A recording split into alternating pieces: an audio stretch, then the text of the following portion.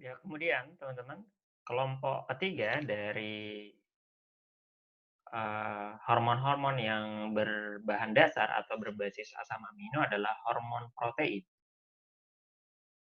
Ya, sesuai dengan konsepnya di kimia, kalau protein itu adalah jenis peptida juga, cuman maksudnya di sini dia lebih kompleks atau lebih panjang ya, atau dia punya struktur yang apa namanya, dia punya struktur tersier mungkin ya, dibandingkan yang jenis hormon peptida. Jadi dia anggaplah ini, eee, dia lebih panjang gitu ya, dibandingkan hormon yang peptida, lebih kompleks, nah gitu. Itu kelompok hormon yang protein ya. Contohnya adalah hormon yang menyebabkan teman-teman, apa namanya, bisa normal pertumbuhannya, tingginya, yaitu hormon GH, hormon GH contohnya. Kemudian jenis yang keempat ya, itu masuk kelompok hormon yang berbahan dasar lipid atau bahan baku lipid ya, di mana jenis lipid yang dimaksud adalah kolesterol. Karena lipid itu kan ada beberapa macam ya, ada dia gliserida, jenis gliserida atau jenis lemak, ada jenis kolesterol, ada juga istilah yang menyusun membran sel, istilahnya fosfolipid ya, fosfolipid. Maka, salah satu jenis lipid ya, selain yang kita sebutkan ini 3, gliserida, fosfolipid, dan kolesterol. Nah, ternyata kolesterol itu teman-teman, itu punya fungsi penting di tubuh kita sebagai bahan baku dari hormon. Dan hormon-hormon yang berbahan baku kolesterol itu masuk kelas yang keempat, yaitu hormon istilahnya hormon steroid. Jadi sesuai sifatnya, karena dia berbahan baku lipid, maka hormon steroid ini dia bersifat tidak larut air ya, dia larut lemak atau lipid, sehingga nanti ketika dia diantarkan oleh darah menuju ke organ targetnya, maka dia punya alat pengangkut sendiri ya, dia nggak larut air, kan darah kita berupa air tuh, maka nanti untuk ditransfer di dalam darah, dia ada kendaraan khusus yang mengangkutnya ya, dan berupa protein. Belajarnya di sistem sistem sirkulasi, itu istilahnya protein globulin, ya, istilahnya protein globulin. Dan umumnya teman-teman, penamaan hormon-hormon steroid itu kalau di bahasa Inggris itu, eee, belakangnya ini ada on, ya, atau all. Misalnya apa? Misalnya hormon testosteron, ya, testosteron ini contohnya nih, atau progesteron, ya, ini on belakangnya nih. Atau all, contohnya kortisol, estradiol, ya, estradiol. Nah, itu dari penamaannya aja gitu ya. Meskipun nggak selalu, karena ada juga yang nggak on atau all belakangnya. Contohnya, hormon estrogen enggak ya. Maka inilah maksudnya 4 kelas dari hormon ya, hormon amina, hormon peptida, kemudian hormon protein, kemudian hormon steroid gitu ya. 3 yang pertama ini bahan dasar utamanya adalah asam amino ya. Ada yang hanya terdiri dari satu asam amino yang kemudian dimodifikasi menjadi suatu hormon disebut hormon amina. Ada yang terdiri atas rantai panjang asam amino ya, kita sebut hormon peptida. Ada yang terdiri atas rantai yang lebih panjang daripada peptida tadi disebut hormon protein.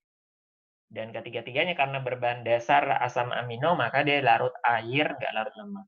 Sementara yang keempat, hormon steroid, ya, karena berbahan baku kolesterol, salah satu jenis lipid, maka dia larut lemak atau larut lipid, tidak larut air.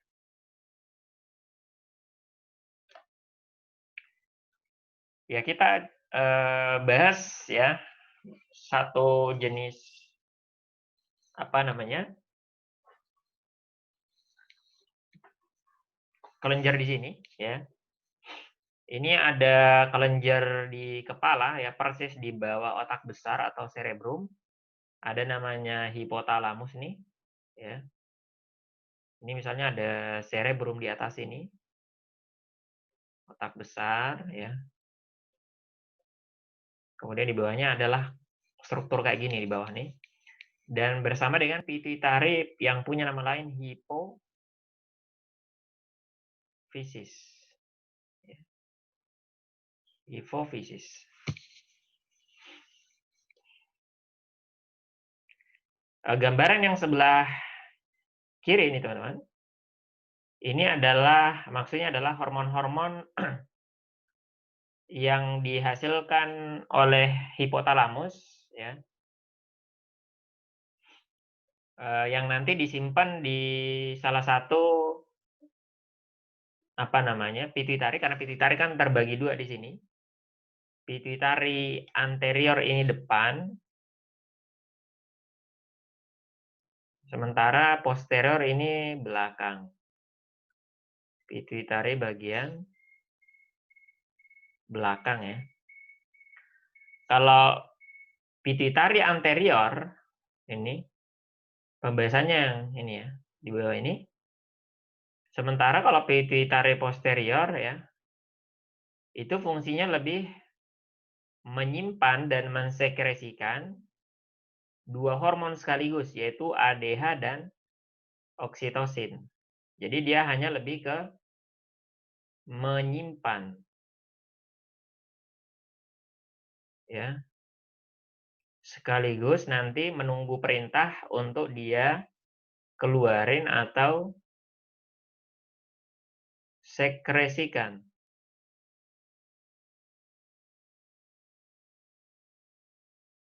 Karena dua hormon ini teman-teman, sejatinya itu dihasilkan oleh hipotalamus. Jadi hipotalamus inilah yang membuat atau mensintesis hormon ADH dan oksitosin. Setelah nanti dibuat oleh hipotalamus, maka nanti ini ada saluran ya, yang membawa kedua hormon ini menuju ke tempatnya dia disimpan sini, yaitu pituitari posterior, dibawa ke pituitari posterior di bawahnya sini. Kemudian nanti ketika ada perintah untuk disekresikan, maka dia bawa ke darah, ini warna merah, ini darah. Ya. Maka dikeluarinlah ADH dan oksitosin. Di sini teman bisa lihat dua jenis hormonnya, ADH dan oksitosin. Di mana kalau ADH nanti organ targetnya berupa tubulus ginjal. Ya. Organ targetnya adalah ginjal. Sementara oksitosin organ targetnya adalah kelenjar mamai atau kelenjar susu ya. Sekaligus pada perempuan juga organ targetnya adalah otot uterin. Uterin itu apa? Rahim. Ya. Dia akan memicu kontraksi dinding rahim, yaitu ototnya. Maka dia punya dua organ target sekaligus. Gitu. Maka ini udah kita dapatkan dua hormon ya. Pembahasan detailnya mungkin nanti ya di bagian belakang fungsinya apa gitu. Kemudian hipotalamus dan pituitari ya. Pituitari tadi ada posterior, ada anterior. Posterior udah kita bahas ini. Ya, dia menyimpan dan mensekresikan dua hormon tadi ADH dan oksitosin. Adapun yang pituitari anterior ini dia bisa mensintesis hormonnya sendiri. dia punya hormon sendiri gitu. Beda dengan posterior tadi, ya. Dia hanya menyimpan, nggak bisa mensekresikan. Nah, yang ini bisa nih. Hormon apa aja yang disintesis oleh pituitari anterior? Pertama ada namanya hormon yang ini, gonadotropin, ya. Hormon gonadotropin. Hormon gonadotropin ini ada dua jenisnya, yaitu hormon FSH, follicle stimulating hormone, dan hormon LH. Ya, karena sesuai namanya gonadotropin dari kata gonad, maka organ target dari gonadotropin, FSH dan LH adalah gonad, yaitu testis pada laki-laki, ovarium pada perempuan. Kemudian hormon kedua yang dihasilkan oleh pituitari anterior adalah TSH. Sesuai namanya, thyroid stimulating hormone. Ya, TSH, thyroid stimulating hormone, ya, sesuai namanya, dia berfungsi untuk memicu kelenjar tiroid. Maka organ targetnya kelenjar tiroid melepaskan hormonnya, yaitu hormon tiroksin. Kemudian ada yang ketiga, ACTH, sesuai namanya adrenal, ya. Adreno, AA-nya itu adreno, kortikotropik itu dari kata cortex. Maka ada kata AC. Ya. Kortikotropik atau tropin. Hormon. Angka kepanjangannya adrenokortikotropik hormon. Hormon yang organ targetnya. Jadi penamaannya sesuai dengan organ targetnya. Hormon yang memicu kelenjar adrenal melepaskan hormonnya. Kemudian ada prolaktin. Ini prolaktin tadi udah kita sebutkan. Dia organ targetnya adalah kelenjar mamai. Jadi mirip oksitosin, gitu ya. Kalau prolaktin ini lebih ke pembuatannya, sintesis ASI, ya, oleh kelenjar mamai. Kalau oksitosin ini lebih ke sekresi, lebih ke pengeluarannya. Sekresi ASI.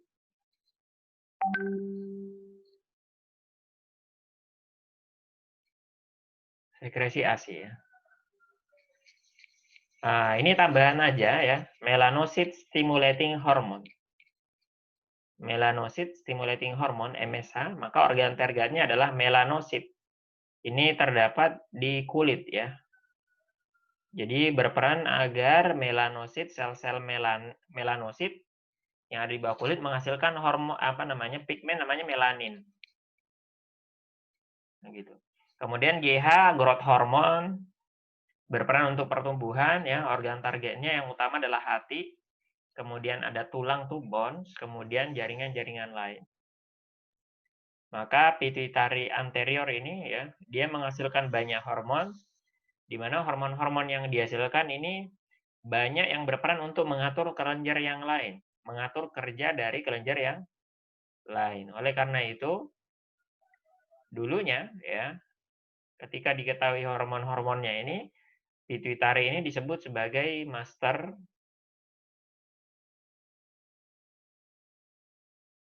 of glands, ya, raja dari banyak kelenjar, gitu ya. Jadi dia yang memerintahkan banyak kelenjar untuk bekerja, gitu ya.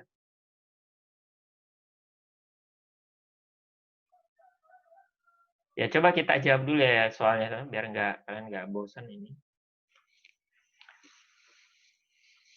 Ini kita belajar dari soal utul, ya, keluar di tahun 2014. Pernyataan yang benar mengenai senyawa yang dihasilkan oleh glandula endokrin adalah. Jadi karakter dari hormon artinya, ya. Senyawa yang dihasilkan kan hormon. Nah, ini bisa diwakili hormon. Apa karakter dari hormon? Ya, karena glandula endokrin, senyawa yang dihasilkan pasti berupa hormon. Pertama, hormon itu disekresikan langsung di pembuluh darah dan bekerja di tempat lain, di organ targetnya.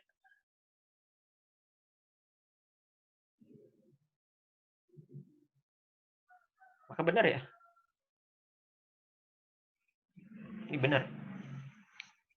Yang kedua, didistribusikan atau ditransfer atau dibawa oleh sistem saraf ya. Nah, ini salah. Kenapa? Harusnya oleh sistem sirkulasi atau darah. Salah yang B-nya. Hanya ditemukan pada vertebrata. Salah. Kenapa? Pada invertebrata juga ada. Pada hewan yang tidak punya tulang belakang, itu pernah keluar soalnya di SBMPTN atau UTBK. Itu ya ditemukan, teman-teman.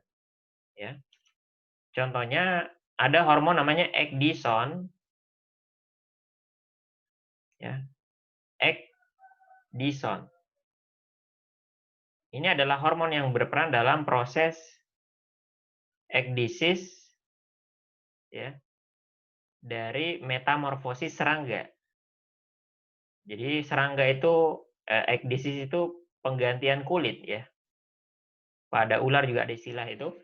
Nah, pada serangga ketika dia bermetamorfosis ya dari tahapan telur, kemudian ulat, kepompong, kemudian yang serangga dewasa, tentu dia menggantikan kulitnya ya, mengelupas kulitnya kemudian menggantikan dengan yang baru. Proses namanya ekdisis dan proses ekdisis itu dipicu atau dipengaruhi oleh hormon namanya ecdison. Maka hormon juga ada pada hewan invertebrata. Ini ada kata hanya. Salah ya. Yang D disekresikan dalam kantong khusus. Di antara yang punya kantong, itu kantung apa tuh teman-teman? Kita punya kantong apa di tubuh kita nih? Kantung kemih. Sama kantung apa? Kantung empedu. Kalau kantung empedu, yang disekresikan apa tuh di kantung empedu? Cairan? Cairan apa? Ya cairan empedu. Asalnya dari mana tuh? Yang menghasilkannya adalah hati. Ya. Maka konsepnya hormon katanya itu punya kantung. Hormon disekresikan dalam kantung. Salah. Kenapa? Karena hati misalnya menghasilkan kantung empedu ini bukan bagian dari sistem hormon, tidak melepaskan hormon. Yang punya kantung artinya yang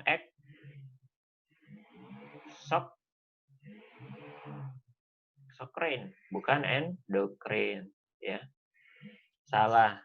Kemudian tidak larut lemak, salah karena bahkan tadi 3 dari 4 kelas dari hormon, ya. 3 dari 4 kelas dari hormon itu bahkan bisa larut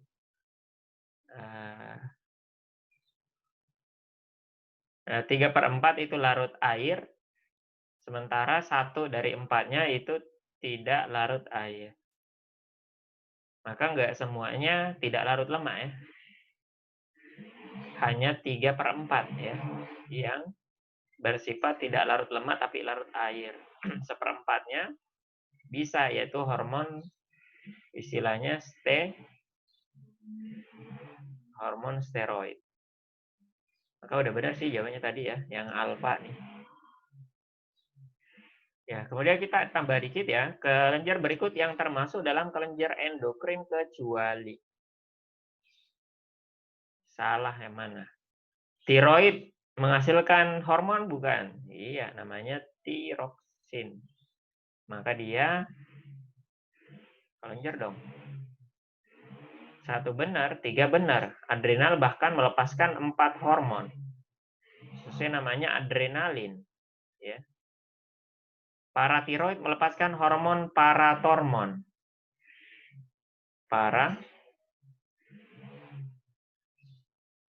hormon. Maka ini juga benar ya. Yang keempat, kelenjar susu ini melepaskan ASI, di mana ASI ini nggak mengandung hormon. Ya, dia mengandung apa ASI ini? Ada hormonnya nggak? Nggak ada. Isinya apa? Nutrisi. Antibodi.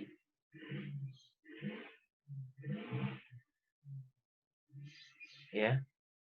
Dan lain-lain. Tapi intinya nggak ada hormon. Maka jawabannya kecuali. Kecuali nomor 4. Maka jawabannya ini delta.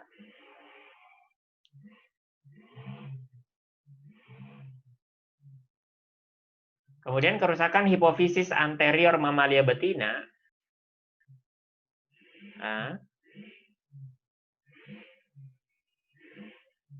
dapat berakibat terganggunya fungsi apa gitu. Nah, kelenjar pituitari anterior itu melepaskan banyak hormon yang mempengaruhi kelenjar yang lain. Maka kalau dia rusak, kelenjar yang lain nggak bisa bekerja. Contohnya apa? Contohnya hormon TSH. Maka nggak ada TSH. Kelenjar tiroid tidak bisa melepaskan hormonnya. Maka yang satu ini benar ya. Kemudian satu benar, 3 benar dong. Ya, kelenjar anak ginjal. Hormon apa ini? ACTH.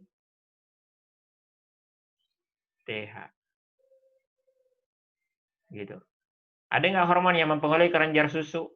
Ada. Apa hormonnya? Prolaktin ya. Ini memicu sintesis air susu dari kelenjar mamai. Ovarium ada nggak? Ada. Apa namanya? FSH dan LH ya. Atau gonadotropin. Maka jawabannya ini error teman-teman. Benar semua.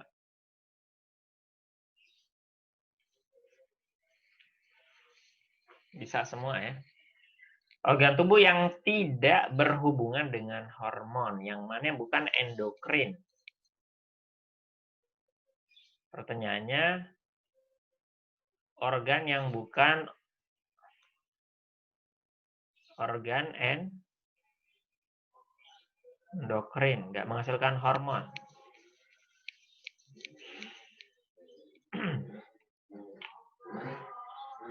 Yang kita tahu ya, testosteron,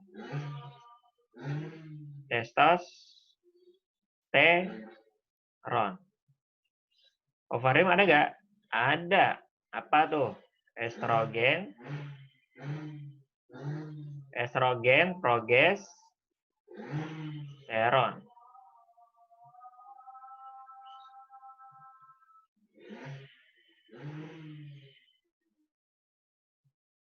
Usus ada nggak tuh hormonnya? Oh, ternyata usus ini teman-teman adalah, terutama usus halus detailnya, ya, adalah 1 dari 3, ya. 1 dari 3 dari kelenjar di tubuh kita yang berperan sebagai kelenjar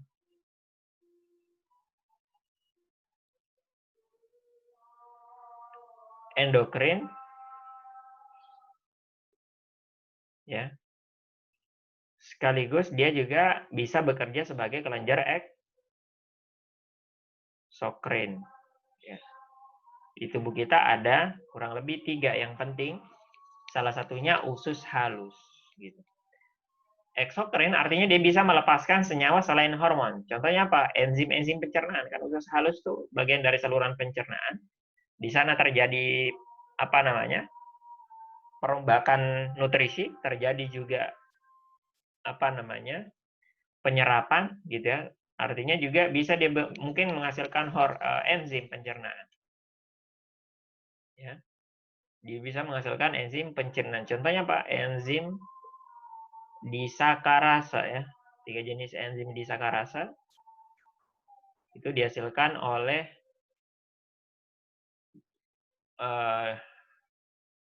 usus halus bagian duodenum terutama ya.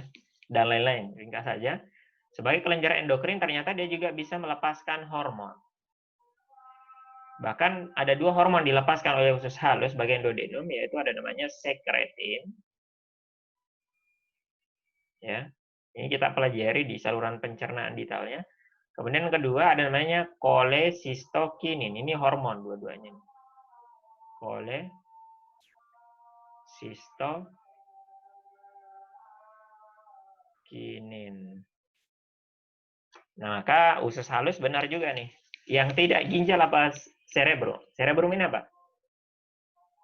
Cerebrum ini otak besar nih. Kira-kira cenderung yang mana nih teman-teman?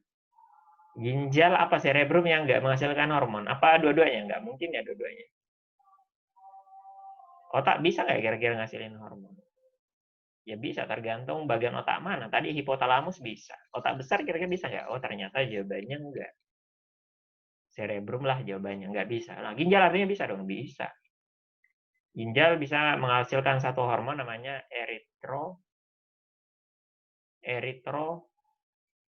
mudah-mudahan nggak salah tulis ya teman-teman, poietin, ya ini nama hormon nih. Sesuai namanya eritro, ini dari kata eritrosit, karena fungsinya adalah memicu sintesis sel darah merah. Ya. Maka lah terus kok ginjal dengan usus ini kok nggak ada teman-teman tadi di sistem endokrin? Ya, dari 9 atau 10 kelenjar yang kita tuliskan, ini usus halus sama ginjal nggak ada di sistem endokrin. Kenapa ya? Ya bahkan teman-teman, selain usus halus dan ginjal, jantung kita itu juga ternyata bisa menghasilkan hormon. Nah, terus kenapa organ-organ ini tidak dimasukkan dalam pembahasan sistem endokrin? Ya, jantung, ginjal, usus halus. Ya alasannya ya, sistem endokrin yang dimasukkan ke sana organ-organnya adalah organ-organ yang fungsi utamanya memang adalah menghasilkan hormon. Saya ulang ya. Organ-organ yang dimasukkan di sistem endokrin itu adalah organ-organ yang fungsi utamanya adalah menghasilkan hormon. Maka dia bagian dari sistem hormon. Adapun organ-organ yang lain kayak usus halus, ginjal dan jantung atau yang lainnya ya, mereka memang bisa menghasilkan hormon. Tapi fungsi utamanya bukan itu. Ya. Fungsi utamanya bukan itu. Dia hanya semacam fungsi ganda gitu ya, fungsi tambahan saja. Usus halus fungsi utamanya bukan soal hormon itu, tapi dia adalah sebagai saluran pencernaan, bagian dari sistem pencernaan, bukan sistem hormon.